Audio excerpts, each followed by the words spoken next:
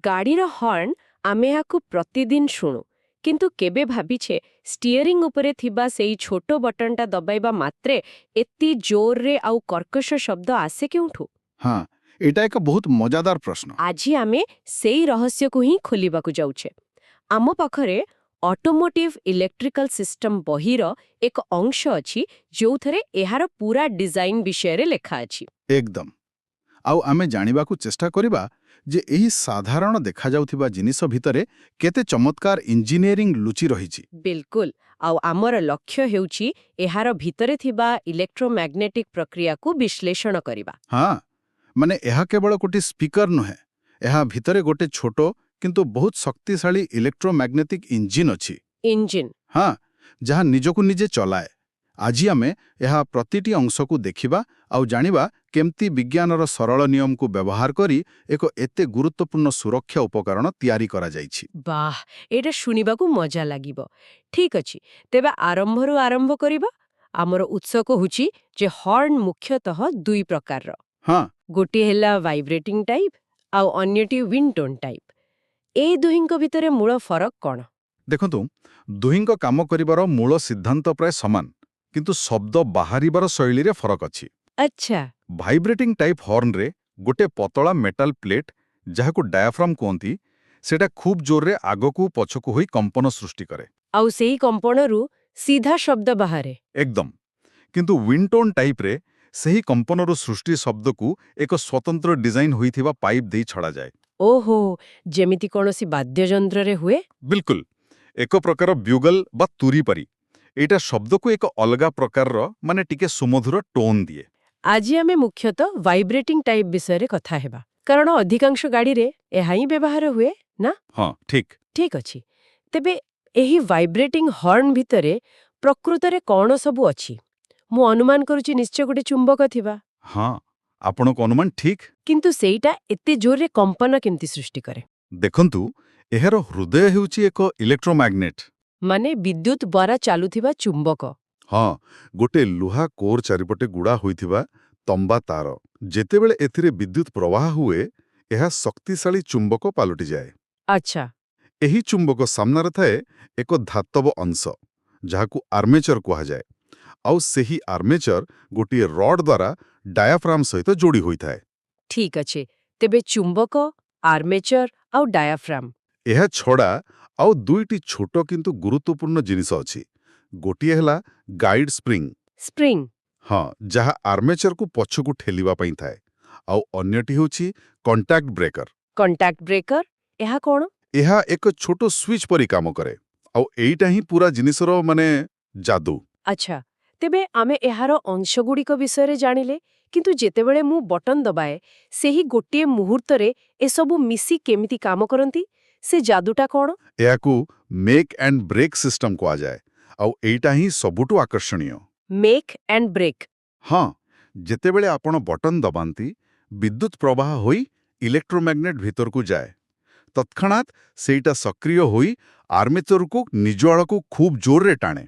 आउ जेहेतु armature diaphragm सह जोड़ा डायाफ्राम मध्यम भीतर को टाणी होई जाए। बिल्कुल एथिकिरे तो गोटिए थर टक करी शब्द हेबो किंतु एहा लगातार केमिति बाजे? एठी आसुची सेही छोटो स्विच बा कॉन्टैक्ट ब्रेकर रो काम। अच्छा जेतेबेले आर्मेचर चुंबक आड़कू टाणी होई जाए ताहा जीवा बाटरे सेही कॉन्टैक्ट ब्रेकर को ठेली दिए जहा फଳରେ सर्किट भांगी जाए बा ब्रेक होई जाए। एहा द्वारा इलेक्ट्रोमैग्नेट को जाउथबा विद्युत प्रवाह तत्क्षणात बंद होई जाए। गोटे मिनिट रुहंतु जदि विद्युत प्रवाह बंद हे गला ताहले तो चुंबक काम करिबा बंद कर देबो सब किछि सेठी अटकी जीव कथा हॉर्न तो बंद होई जीव। बिल्कुल आउ सेटा ही हुए। तापरे चुंबकीय शक्ति शेष हवा मात्रे आर्मेचर को टाणी रखिबाकू आउ किछि न थाए। एही समयरे जो गाइड स्प्रिंग चापी होई रहिथिला ओहो से स्प्रिंग हाँ ताहा एबे जोर रे आर्मेचर को पुनी तार पूर्व स्थान को फेराई आणे। आउ जेतेबेले आर्मेचर पछकू फेरे सेही कॉन्टैक्ट ब्रेकर पुणी थरे जोड़ी होई जाए। एक्जेक्टली ठीक धरिसंती। तामाने सर्किट पुणी थरे मैक बा संपूर्ण होई गला आउ विद्युत प्रवाह पुणी आरंभ होई जीव। हाँ विद्युत प्रवाह पुणी चालू हुए चुंबक पुणी सक्रिय हुए आर्मेचर को टाणे सर्किट भांगे ଚୁମ୍ବକ ବନ୍ଦ ହୁଏ, ସ୍ପ୍ରିଂ ତାକୁ ପଛକୁ ଠେଲେ, ଆଉ ଏହି ପ୍ରୋସେସଟା ସେମିତି ବାରମ୍ବାର ଚାଲୁ ରହେ। ଏହା ତ ଏକ ଛୋଟ ଆପେ ଆପେ ଚାଲୁଥିବା ଇଞ୍ଜିନ୍ ପରି। ସେଇଆ ତ, ଏହାର ଡିଜାଇନ ଏତେ ଚମତ୍କାର ଯେ ଏହା ନିଜେ ହିଁ ନିଜର ସୁଇଚ୍ ଅନ୍ ଆଉ ଅଫ୍ କରେ। କେତେ ଶୀଘ୍ର? ସେକେଣ୍ଡକୁ ପ୍ରାୟ 400ରୁ 500 ଥର। 400ରୁ 500 ଥର? ମୋତେ ଏବେ ବି ଆଶ୍ଚର୍ଯ୍ୟ ଲାଗୁଛି ଯେ ଏତେ ଛୋଟ ଗୋଟେ ଜିନିଷ ଭିତରେ ଏତେ ନାଟକ ଚାଲିଥାଏ। ହଁ, ଏଥିପାଇଁ କୌଣସି କମ୍ପ୍ୟୁଟର ଚିପ୍ ଦରକାର ନାହିଁ, କେବଳ ପଦାର୍ଥ ବିଜ୍ଞାନର ଏକ ସରଳ ନିୟମ। ତାହେଲେ ଆମେ ଯେଉଁ ଲଗାତାର ଶବ୍ଦ ଶୁଣୁ ତାହା ପ୍ରକୃତରେ ହଜାର ହଜାର ଛୋଟ ଛୋଟ ଟକ୍ ଟକ୍ ଶବ୍ଦର ମିଶ୍ରଣ, ଯାହା ଏତେ ଶୀଘ୍ର ହେଉଛି ଯେ ଆମ କାନ ତାକୁ ଅଲଗା କରି ଧରିପାରୁନି। 100%।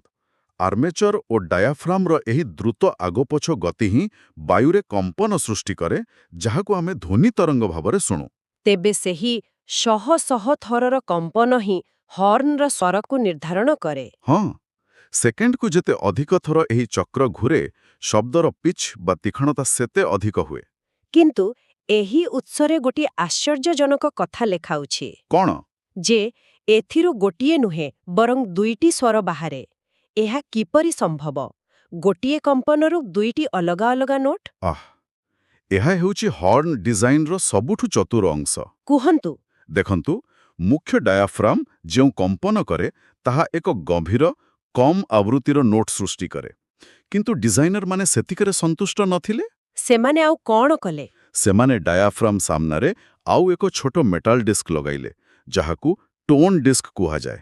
Tone disc? ହଁ, ଯେତେବେଳେ ମୁଖ୍ୟ ଡାୟାଫ୍ରାମ କମ୍ପନ କରେ, ତାହା ଏହି ଟୋନ୍ ଡିସ୍କକୁ ମଧ୍ୟ କମ୍ପିତ କରାଏ, କିନ୍ତୁ ଏକ ଭିନ୍ନ ଏବଂ ଉଚ୍ଚତର ଆବୃତ୍ତିରେ। ଓହୋ, ଫଳରେ ଏକା ସାଙ୍ଗରେ ଦୁଇଟି ଅଲଗା ଅଲଗା ନୋଟ୍ ସୃଷ୍ଟି ହୁଏ। ବିଲକୁଲ। ତାହେଲେ ଆମେ ଯାହା ଶୁଣୁ ତାହା ପ୍ରକୃତରେ ଗୋଟିଏ ମୋଟା ଶବ୍ଦ ଆଉ ଗୋଟିଏ ପତଳା ଶବ୍ଦର ମିଶ୍ରଣ। କିନ୍ତୁ ଏମିତି କାହିଁକି? ଗୋଟିଏ ଜୋରଦାର ଶବ୍ଦ କ'ଣ ଯଥେଷ୍ଟ ନୁହେଁ? ହଁ, ଆଉ ଏଇଟା ଖାଲି ଶବ୍ଦକୁ ଅଧିକ ଶୁଣାଇବା ପାଇଁ ନୁହେଁ। ଏହା ପଛରେ ମନୋବିଜ୍ଞାନ ଅଛି। ସାଇକୋଲୋଜି? ହଁ, ସାଇକୋ ଆକୁଷ୍ଟିକ୍ସ। ଯେତେବେଳେ ଦୁଇଟି ଅଲଗା ଅଲଗା ସ୍ୱର ଏକା ସାଙ୍ଗରେ ବାଜେ, ଯାହା ପରସ୍ପର ସହ ମେଳ ଖାଇନି, ଏହା ଏକ ପ୍ରକାର କର୍କଶ ମିଶ୍ରଣ ତିଆରି କରେ। ଆଚ୍ଛା। ଆଉ ସେଇ କର୍କଶ ଶବ୍ଦକୁ ଆମ ମସ୍ତିଷ୍କ ସହଜରେ ଅଣଦେଖା କରିପାରେ ନାହିଁ। ସଙ୍ଗୀତରେ ଏହାକୁ ଡିସୋନାନ୍ସ ବା ବେସୁରା କୁହନ୍ତି, ଆଉ ଏହା ଶୁଣିବାକୁ ଭଲ ଲାଗେ ନାହିଁ। କିନ୍ତୁ ରାସ୍ତାରେ ଏହି ବେସୁରା ଶବ୍ଦ ହିଁ ଆମ ଧ୍ୟାନକୁ ତୁରନ୍ତ ଆକର୍ଷଣ କରେ। ଆଉ ଜୀବନ ବଞ୍ଚାଏ। ବାଃ! ତାମାନେ ହର୍ଣ୍ଣକୁ ଜାଣିଶୁଣି ଏମିତି ଡିଜାଇନ କରାଯାଇଛି ଯେମିତି ତାର ଶବ୍ଦ ଆମକୁ ବିରକ୍ତ କରୁ, ଯାହାଫଳରେ ଆମେ ତାକୁ ଅଣଦେଖା କରିପାରିବା ନାହିଁ। ଏହା ପ୍ରକୃତରେ ଚମତ୍କାର। ଏକଦମ। ଏହା କେବଳ ଜୋରରେ ଶବ୍ଦ କରିବା ବିଷୟରେ ନୁହେଁ, ବରଂ ସଠିକ୍ ପ୍ରକାରର ଶବ୍ଦ ସୃଷ୍ଟି କରିବା ବିଷୟରେ, ଯାହା ଟ୍ରାଫିକ୍ର ଅନ୍ୟ ସବୁ ଶବ୍ଦଠାରୁ ନିଜକୁ ଅଲଗା କରିପାରିବ। ଠିକ୍ ଅଛି, ତେବେ ଆମେ ବୁଝିଗଲେ ଯେ ଏହି ଛୋଟ ଇଞ୍ଜିନ୍ କେମିତି କାମ କରେ।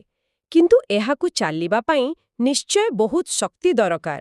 ହଁ, ବହୁତ। ଷ୍ଟିୟରିଂ ଉପରେ ଥିବା ସେହି ଛୋଟ ବଟନଟା ଏତେ ବିଦ୍ୟୁତ୍ କରେଣ୍ଟକୁ କେମିତି ସମ୍ଭାଳେ?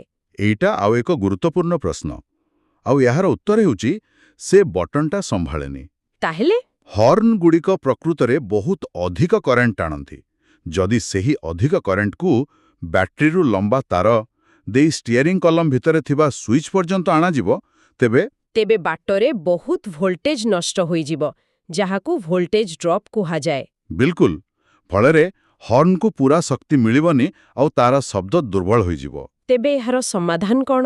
ଏହି ସମସ୍ୟାର ସମାଧାନ ପାଇଁ ଇଞ୍ଜିନିୟରମାନେ ଆଉ ଏକ ଉପକରଣ ବ୍ୟବହାର କରନ୍ତି, ଯାହାର ନାଁ ହେଉଛି ରିଲେ। ରିଲେ? ଏହା କ'ଣ? ରିଲେକୁ ଆପଣ ଏକ ମ୍ୟାନେଜର ଭାବିପାରନ୍ତି। ଷ୍ଟିୟରିଂ ଉପରେ ଥିବା ଛୋଟ ବଟନ ହେଉଛି ଆପଣ, ଯିଏ ମ୍ୟାନେଜରକୁ କେବଳ ଏକ ଛୋଟ ନିର୍ଦ୍ଦେଶ ଦେଉଛନ୍ତି। ମାନେ ବହୁତ କମ୍ କରେଣ୍ଟ ପଠାଉଛି। ହଁ, ସେହି ଛୋଟ ନିର୍ଦ୍ଦେଶ ପାଇଁ ମ୍ୟାନେଜର ବା ରିଲେ ତାର ଶକ୍ତିଶାଳୀ ପାୱାର ସର୍କିଟକୁ ସିଧାସଳଖ ଭାରୀ କାମ, ମାନେ ହର୍ଣ୍ଣ ବଜେଇବାକୁ ନିର୍ଦ୍ଦେଶ ଦିଏ।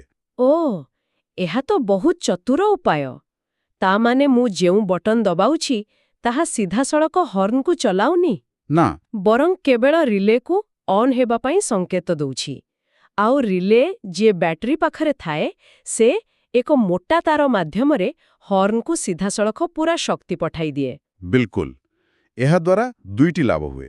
ପ୍ରଥମତଃ, ଷ୍ଟିୟରିଂ କଲମ ଭିତରେ ମୋଟା ଓ ଭାରୀ ତାର ଦେବା ଦରକାର ପଡ଼େନି, ଯାହା ଡିଜାଇନକୁ ସରଳ କରିଦିଏ। ହଁ, ଆଉ ଦ୍ୱିତୀୟରେ ହର୍ଣ୍ଣକୁ ବ୍ୟାଟେରୀରୁ ସିଧାସଳଖ ଏକ ଛୋଟ ଆଉ ମୋଟା ତାରରେ ପୁରା ଭୋଲ୍ଟେଜ ମିଳେ, ତେଣୁ ଏହା ସବୁବେଳେ ନିଜର ସର୍ବାଧିକ ଶକ୍ତିରେ ବାଜିଥାଏ।